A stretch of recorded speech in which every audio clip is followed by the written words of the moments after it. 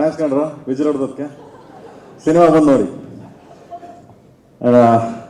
ಎಲ್ಲರಿಗೂ thank you so much ಬಂದಿದ್ದೀರಾ. And ಯಾರೋ ಹೆಸರುಗಳಿಗೆ ಮಿಸ್ಟೀಸ್ ಮಾಡೋದು ದಯವಿಟ್ಟು ಬೇಜಾರು ಮಾಡ್ಕೊಬೇಡಿ. ಆ್ಯಂಡ್ ಎಲ್ಲರೂ ಮಾತಾಡಿದ್ರು.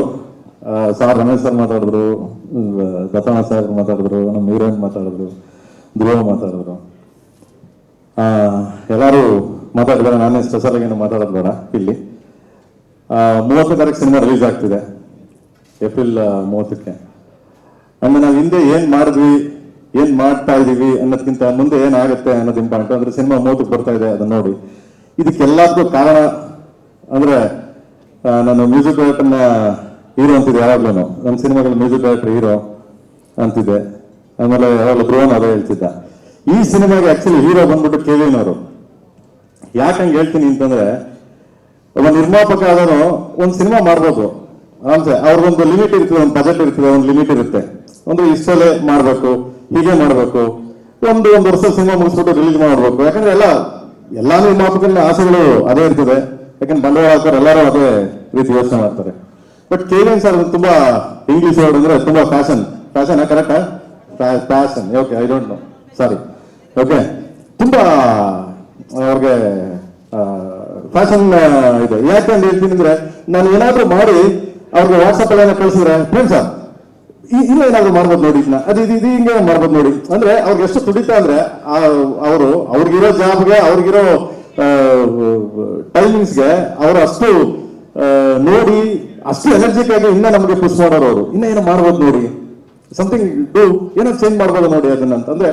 ಟಿಲ್ ನಾನು ಟ್ರೈಲರ್ ಲಾಂಚ್ ಆಗಿದೆ, ಬೆಳಿಗ್ಗೆನೂ ಕೂಡ ಅದು ನೋಡಿ ಅಂದ್ರೆ ಅಷ್ಟು ಕುತೂಹಲ, ಅಷ್ಟು ಫ್ಯಾಷನೇಟು, ಅಷ್ಟು ಸಪೋರ್ಟು. ಈ ತರ ಒಬ್ಬ ನಿರ್ಮಾಪಕ, ಈ ತರ ಒಬ್ಬ ಸಂಸ್ಥೆ ನನಗೆ, ಸಾರಿ ಸರ್ ಏಕವಚನ ಮಾತಾಡ್ತೀನಿ ನಿರ್ಮಾಪಕ ಅಂತ, sorry for encourage sir. And ಈ ತರ ಒಂದು ಸಂಸ್ಥೆ ಕನ್ನಡ ಚಿತ್ರಕ್ಕಲ್ಲ, ಭಾರತೀಯ ಚಿತ್ರಕ್ಕೆ ಒಂದು ದೊಡ್ಡ ಸಂಸ್ಥೆ ಇದು. ಆಮೇಲೆ ಎಷ್ಟೋ ಸಾವಿರಾರು ಜನಕ್ಕೆ ಅನ್ನ ಹಾಕಿದ್ದಾರೆ ಸರ್. ಹೀಗೆ ಈ ಸಂಸ್ಥೆ ದೊಡ್ಡದಾಗಿ ಬೆಳೀಲಿ ಅಂಡ್ ಅಂತ ನಾನು ಯಾವಾಗಲೂ ಆಶಿಸ್ತೀನಿ. ಅದಕ್ಕೆ ಅವ್ರನ್ನ ಯಾವಾಗಲೂ ಅಷ್ಟೇ ಕೇಳಿ ಸಿನಿಮಾ ಹೀರೋ ಯಾರಲ್ಲಿ ಧ್ರುವ ಅಲ್ಲ, ಪ್ರೇಮ್ ಅಲ್ಲ, ರವಿ ಸರ್ ಅಲ್ಲ, ರಮೇಶ್ ಸರ್ ಅಲ್ಲ, ಅಂಡ್ ಯಾರು ಅಲ್ಲ, only KVN sir. So because that guts ಅಂತೀವಲ್ಲ, ಗಟ್ಸ್ ಅಂತ ಯಾಕೆ ಹೇಳ್ತೀನಿ ಅಂದ್ರೆ, ಅದೇನೋ ಗುಂಡಿಗೆ ಇರ್ಬೇಕು, ನಮ್ಮ ಲ್ಯಾಂಗ್ವೇಜ್ ಅಲ್ಲಿ ಹೇಳ್ತೀವಿ, ಅವನು ಗುಂಡಿಗೆ ಇರ್ಬೇಕು ಬಿಡ್ರ, ತಾಕತ್ ಇರ್ಬೇಕು ಬಿಡ್ರಲ್ಲ ಅಂತೀವಲ್ಲ. ಸೊ ಆ ಮಟ್ಟಕ್ಕೆ ಅದಕ್ಕೆ ಪವರ್ ಇದೆ. So all the very best sir.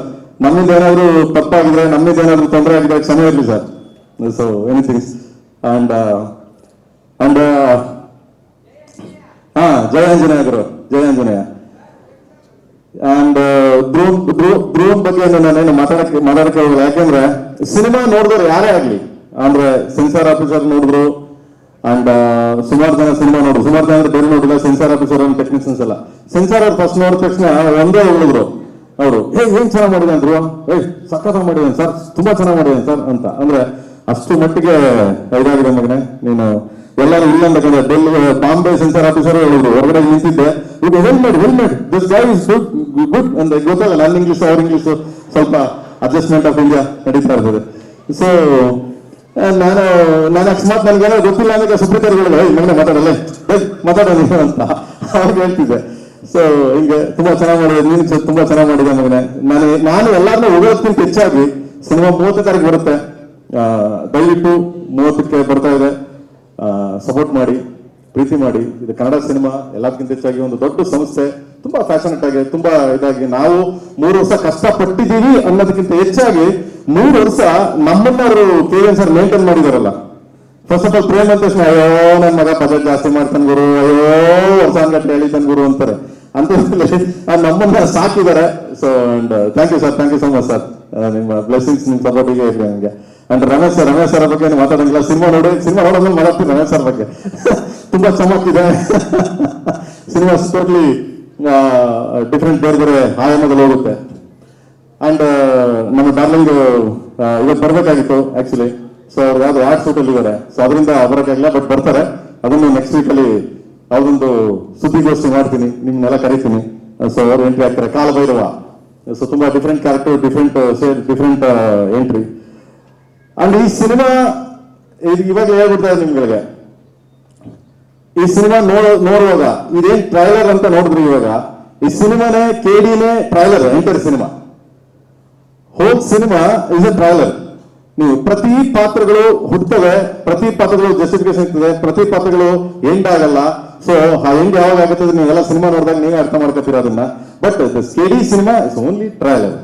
Okay, please watch 30th 30ಕ್ಕೆ ಅಂಡ್ ಸಪೋರ್ಟ್ ಮಾಡಿ. Thank you so much. And madam, thank you madam, ನನ್ನ ಬಗ್ಗೆ ಒಂದೆರಡು ಒಳ್ಳೆ ಮಾತಾಡಿದ್ರಿ. Thank you. ನನಗೆ ಕಣ್ಣಲ್ಲಿ ನೀರು ಬಂದ್ಬಿಡ್ತು, ಬಟ್ ಆದ್ರೂ ಥ್ಯಾಂಕ್ ಯು ಸೋ ಮಚ್.